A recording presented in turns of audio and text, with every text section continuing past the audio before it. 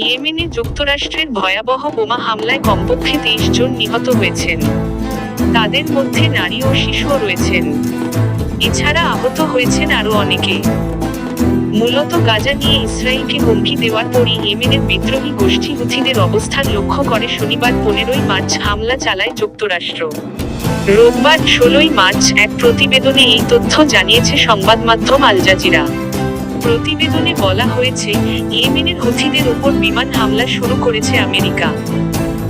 এই হামলায় কমপক্ষে 23 জন নিহত হয়েছেন।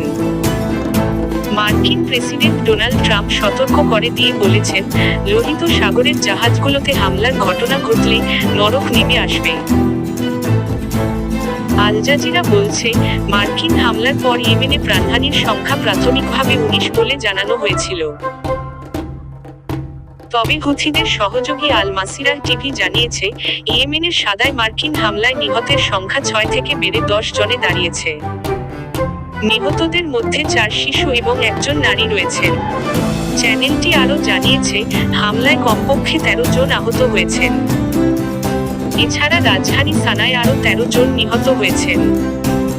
সর্বশেষ পরিসংখ্যান অনুসারে মার্কিন হামলায় মোট নিহতের সংখ্যা বেড়ে 23 জনে দাঁড়িয়েছে। এদিকে ইয়েমেনের আল মাসিরাহ টিভি দেশটির রাজধানী সানা এবং সাদা শহরে নতুন করে ইসরায়েলি হামলার খবর প্রকাশ করেছে। এতে বলা হয়েছে, সাদায় হামলায় সেখানে একটি গুরুত্বপূর্ণ বিদ্যুৎ কেন্দ্রকে লক্ষ্যবস্তু করা হয়েছে, যার ফলে বিদ্যুৎ বিভ্রাট দেখা দিয়েছে।